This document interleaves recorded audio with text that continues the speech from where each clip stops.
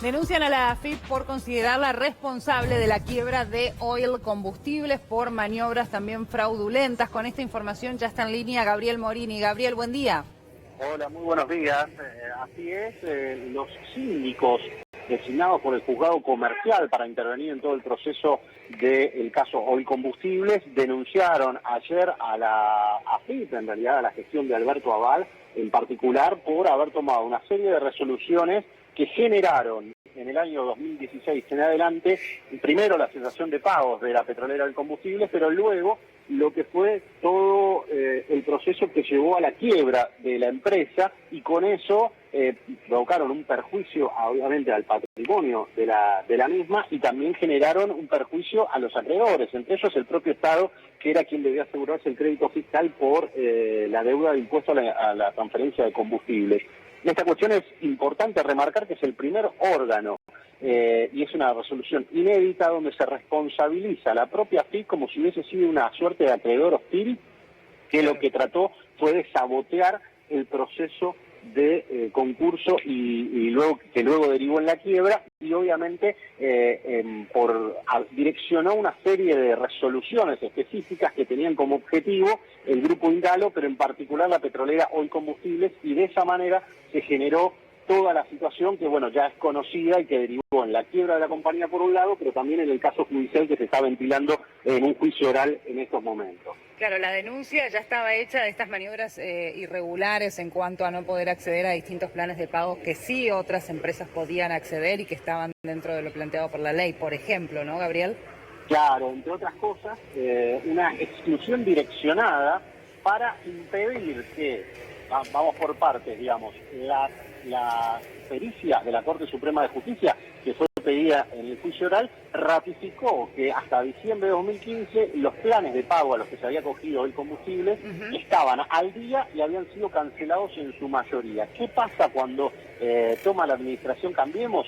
Se empieza a trastocar parte del marco normativo que regulaba todas estas cuestiones para precisamente impedirle pagar, empujar primero la cesación de pagos, que es el estado de concurso, digamos, el primer estado de crisis que atraviesa una empresa, y después no solo cuando estaba la cesación de pagos, lo que termina haciendo es impedirle acogerse a los regímenes que estaban vigentes que habían estado vigentes a lo largo de 15 años, pero específicamente para el contribuyente Oil Combustibles. Lo que ahora informan, a partir de hacer un relevamiento total, digamos, los síndicos, que repito, son los auxiliares de la justicia en este tema, no son una parte interesada precisamente, sino que son los auxiliares que pone la justicia comercial cuando hay un proceso de estas características, determinaron que estas mismas resoluciones fueron las que sabotearon todo el proceso y que suenan irregulares desde el punto de vista normativo para, en definitiva, direccionar una especie de, vamos a decir,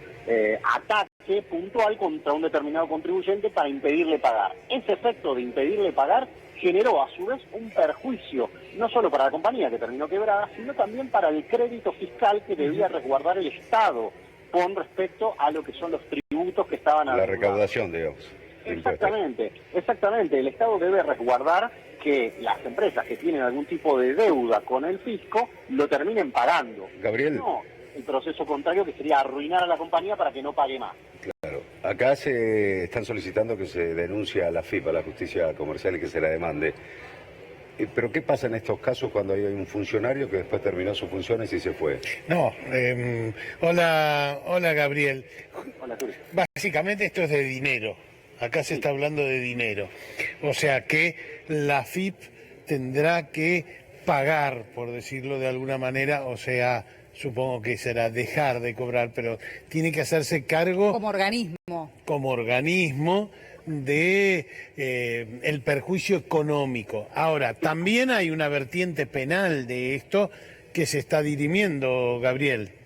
Sí, así es. Por un lado, hay claro, una sola cuestión, hay una instancia previa, que es que la justicia comercial, esta es una demanda que se entabla en la justicia comercial por daños y perjuicios, pero además tiene incidencia en lo que es el trámite del proceso de quiebra y de cobro, porque la FIP puede ser considerada una suerte de acreedor hostil.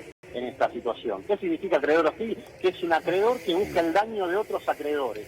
En este caso es paradójico porque el acreedor principal es la propia FIP, pero lo que buscó es un perjuicio a las propias arcas fiscales del Estado, con lo cual es un proceso que yo diría es inédito. Antes del reclamo de dinero está la admisión de culpabilidad de la FIP respecto a cómo se comportó, qué actitudes tuvo en todo este proceso que derivaron en la quiebra. Si se responsabiliza a la FIP de haber sido la causante de la quiebra por parte de la justicia, esto ya es un primer avance, pues es un organismo autónomo, la sindicatura en este caso, lo que va a ocurrir es que se la excluya a la FIP del proceso, es decir, que no se la deje intervenir más en el proceso de regularización de las deudas de la compañía.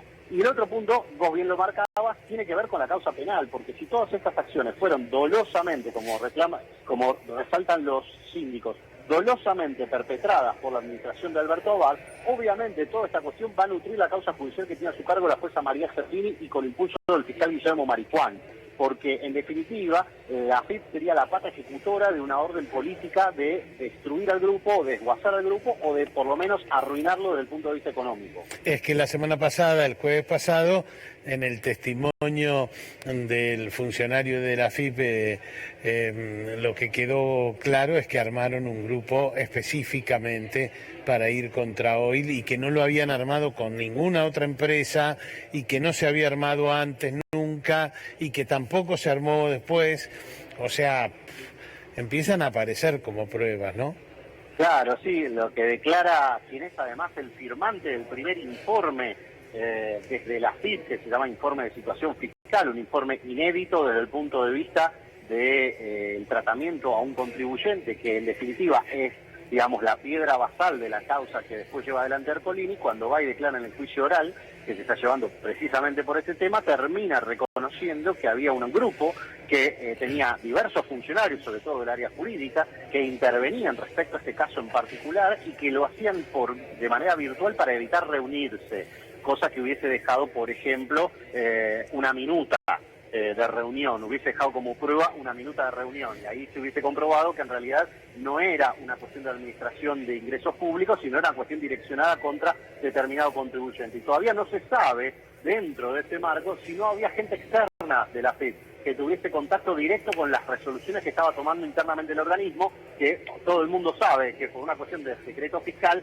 eso es imposible que ocurra, o sea, está penado por la ley que se revele ese tipo de secretos o de accionar. Con lo cual la cuestión va tomando un cariz que yo diría es un giro para la opinión pública en general, para quienes veníamos siguiendo este caso casi desde el principio. No sorprende absolutamente nada porque habíamos visto la sucesión tanto de resoluciones arbitrarias que tomó la FIP como de cuestiones que uno se preguntaba, digamos, desde el más sentido común, ¿qué pasa? ¿La FIP no quiere cobrar este asunto? Bueno, se está comprobando que todo ese andamiaje legal, normativo y específico fueron tomando diversas resoluciones para quirúrgicamente llevar a la empresa a la ruina. El resultado de todo esto es que el Estado no cobró sus deudas.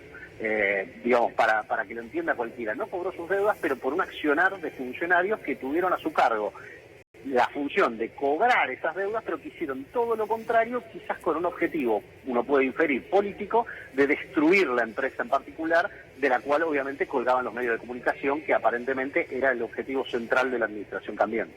Por un lado destruir y por el otro lado quedarse los amigos del gobierno con las partes más rentables, ¿no? Claro, esa es otra pata del asunto, que es el cariz económico que tenían algunos de los activos del combustible, que eran no solo la red de estaciones de combustibles, sino también la refinería y el puerto San Lorenzo, que es una presea que interesaba a más de uno desde el punto de vista empresarial.